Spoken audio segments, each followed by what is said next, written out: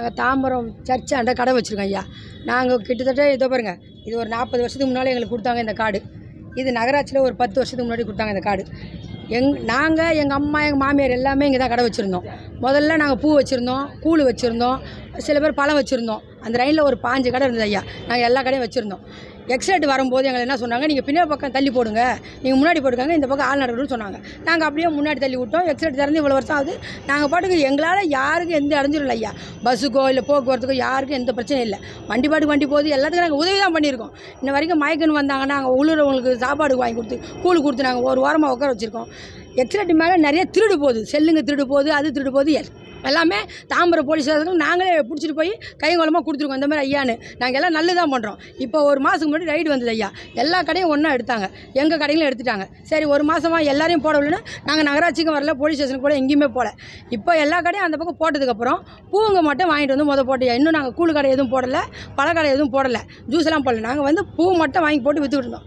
பூ விற்றுக்கிட்டு இருந்தவொடனே ஒரு 10 நாளாகவே பூ விற்கக்கூடாது, எடுங்கன்னு சொன்னாங்க. ஐயா, இந்த பக்கம் அவ்வளோ கடை இருக்குது, அந்த பக்கம் அவ்வளோ கடை இருக்குது, எல்லா கடையும் இருக்கும்போது எங்களையா வந்து கேட்குறேன்.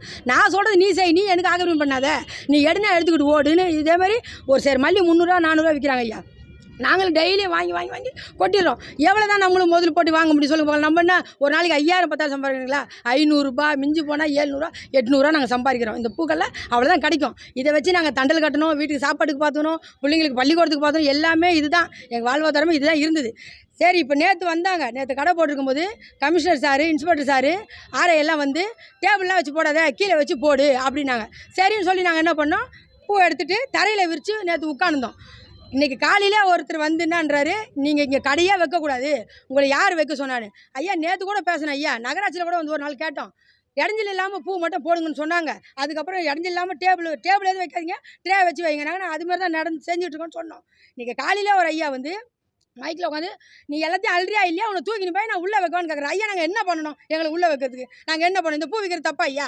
அவங்க கள்ளச்சாராயம் விற்றாங்க, அங்கே கள்ளக்குறிச்சியில் கள்ளச்சாராயம் விற்றுட்டு உள்ளே போயிட்டு வந்து அவங்களுக்கு 50,000 கொடுக்குறீங்க, செத்துட்டு அவங்களுக்கு 10 லட்சம் கொடுக்குறீங்க. இந்த 15-20 நாள் நாங்கள் பூ அள்ளி கொட்டோம் ஐயா, எங்களுக்கு என்ன தருவீங்க? எங்களுக்கு நஷ்டம் தான் தரீங்க. நான் ஏன்னு கேட்குறீங்க, ஏன்னு கேட்குறீங்க, இருக்கா நான் ஏன்னு கேட்குறீங்க, ஏன்னு கேட்குறீங்க. நாங்கள் என்ன ஐயா பண்ணோம்? மரியாதை ஐயா வராங்கன்னா ஏந்து நின்று வணக்க வச்சு ஓரம் போய் நிற்கிறோம். ஆனால் நீங்கள் அதை விட்டுட்டு நான் ஏன் ஏன்னு இப்படி தான் ஐயா பேசுவாங்களா? இப்படி தான் எங்களை பேசுவீங்களா ஐயா? இப்போ எங்களுக்கு ஒரு வாழ்வாதாரம் இல்லையா? ஒன்று எங்களை வாழ விடுங்க, இல்லை நாங்கள் எங்கே செத்துடுறோம் ஐயா. இங்கே செத்துடுறோம், எங்களை நீங்கள் தூக்கி போட்டு போயிடுங்க. நீங்கள் தான் சொன்னீங்களே கேஸை போட்டு உள்ளே போடுங்க, அதேமாதிரி போட்டு எங்களை தூக்கி உள்ளே போடுங்க. எங்களுக்கு ஒன்று வழிகாட்டுங்க. இன்றைக்கி நாங்கள் இந்த இடத்துல கடை போட்டு பொழைக்கணும். நீங்கள் சொல்கிறீங்களா கொடை வைக்க வேண்டாம்னீங்களா, வைக்க மாட்டோம்.